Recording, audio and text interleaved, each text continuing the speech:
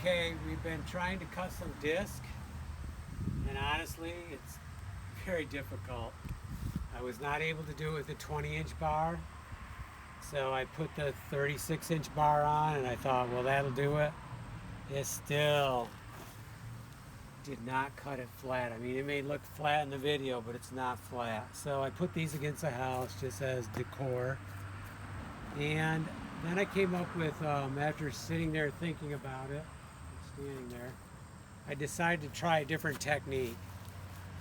So what I tried was, I tried cutting some on this side, keeping it lined up the best I could.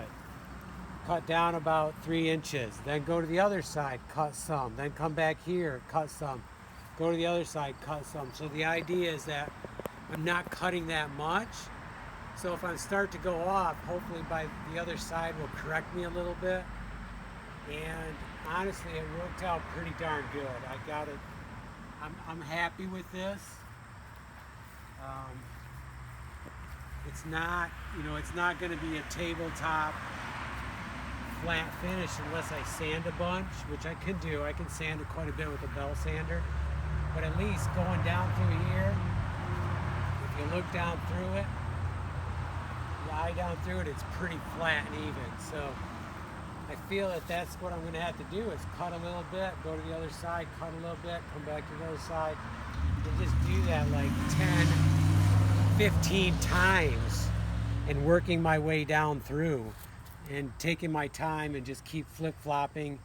And the blade, since it almost goes all the way through, it needs to be tightened up now. It's loosened up. But it, it's almost going through, so it's doing a lot of repeat, but I'm evening it out. And I will tell you, the 048 AV is a beast. It really is handling this blade pretty easily.